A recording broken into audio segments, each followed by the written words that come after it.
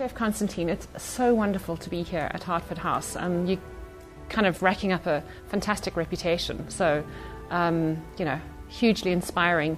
And I was really excited when you took me into the kitchen and you showed me those beautiful apple blossoms, and then took me out into the garden to show me where the trees are just coming into blossom, and your wonderful herb garden. And you've come up with a really gorgeous dish to match our Chardonnay. So the first thing I need to start off with is a little bit about the Chardonnay, because of course it takes a while to make the wine, and yes. And then, you know, it takes the most incredible innovation and creativity to come up with a beautiful dish to pair with it. But the wine is a given. So tell me about the wine and what inspired you about this wine, first of all, to then create this dish.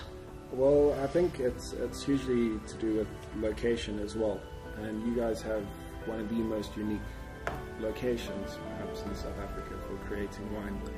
And I have many memories of catching crayfish very close to your location. As much as we use West Coast rock lobster, we want to show off a little bit of Natal rock lobster as well.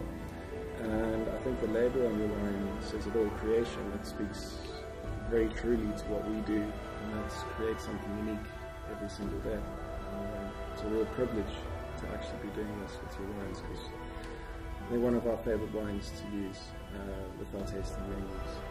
So we had to take a little bit of a risk involving some elements, just to steer away from your classic pairing, but still giving homage to the elements we know that work. So the butteriness of the lobster, the freshness of the apple blossom.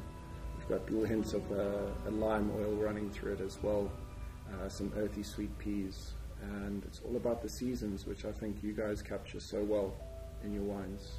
Thank you. Well, I just think it's an amazing description, because that is a fantastic description of this art of creation Chardonnay. So, you know, if you can describe it in the dish and you have it in the wine, then you know that you've got a match made in heaven. Awesome. So that's super. Right, well, let's have a little taste of the wine.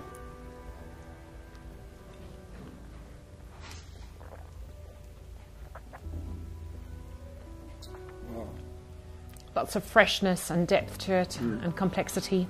Now what I'd like to do is I'd like to just dig into this dish, because it looks absolutely delectable. I was very lucky in the sense that I had a chance to taste different elements of it before we started to do this. So thank you for, you know, being so accommodating and allowing us to do that, and checking on all the different flavors as well, which was just amazing.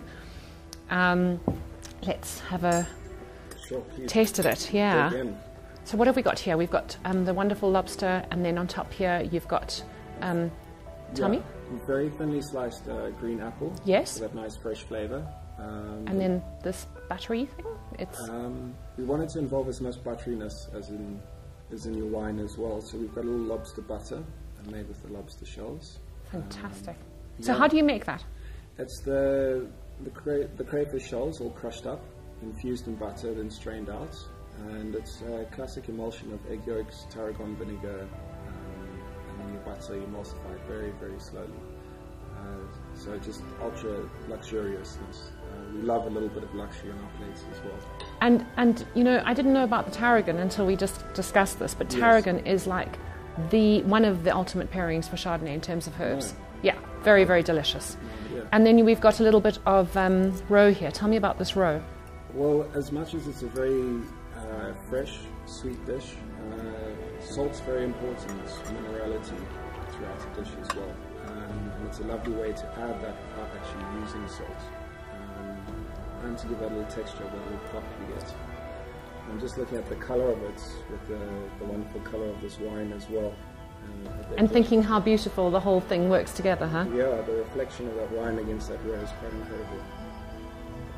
And I love the colour of the plate that you've used, because, you know, obviously that defines the sea and the whole idea of tasting a seafood dish. Yeah. So we've got beautiful surroundings here. As much as we're far away from the sea, we like to make sure everything gets here as fresh as possible. So we've got great connections on the coast with little fishermen, and just reflecting that in the colour of the plates. Also a nice reminder. And this is this foam here. This is an apple blossom foam, or? Correct. So it's fresh apple juice, and we just let the apple blossoms lie in it overnight.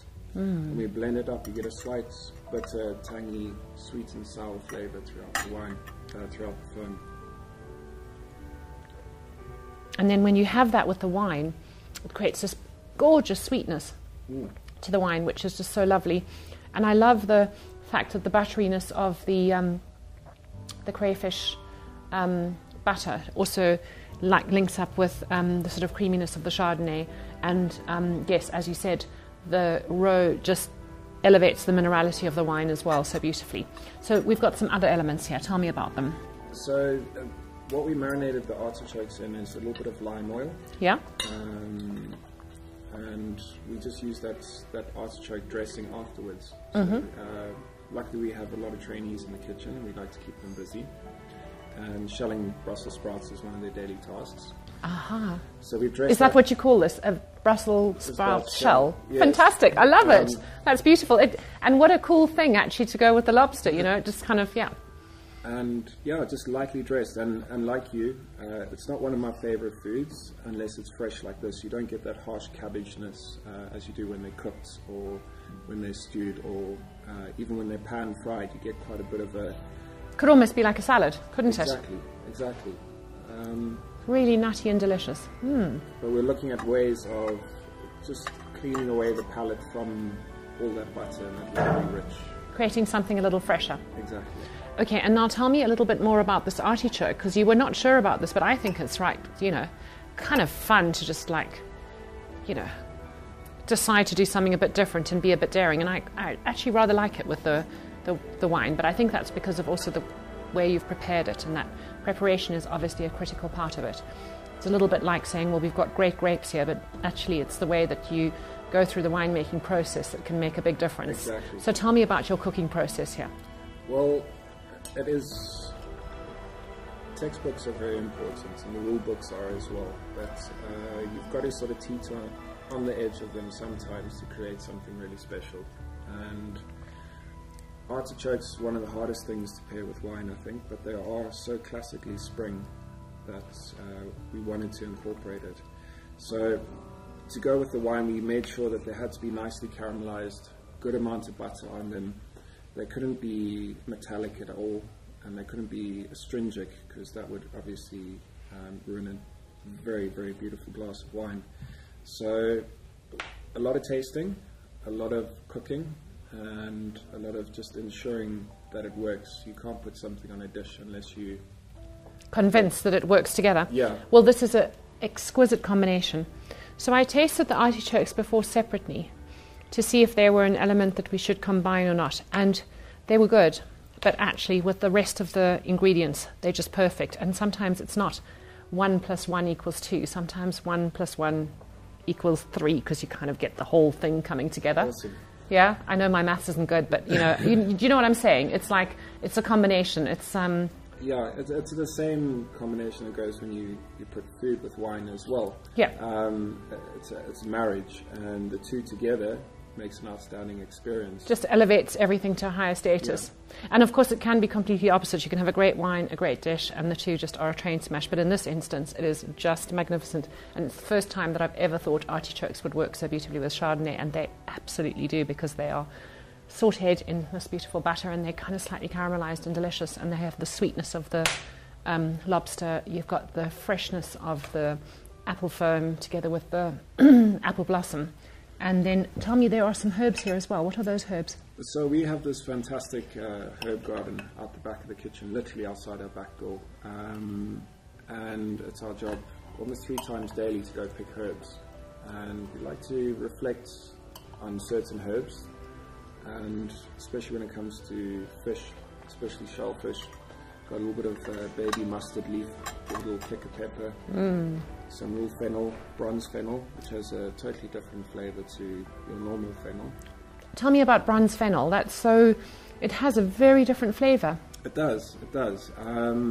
So I don't know if it was planted intentionally, but there's been literally 2 little bushes of bronze fennel we've had in our garden since I've been here. and we've looked after them very, very carefully because they're quite rare. So it's a much better texture, a much more deeper licorice, and it hasn't got that, your greener fennel has more of that sort of dull, lemony sort of taste. Yeah. This is much more sweeter, and we love using it in comparison to sweeter dishes as well. So we use it a lot on desserts, a lot with shellfish, a lot with quail, and a lot when we use sweet game as well. And but we like to keep an eye on our surroundings because we are in one of the most beautiful places in South Africa, and your surroundings tell you what you should be cooking at one time.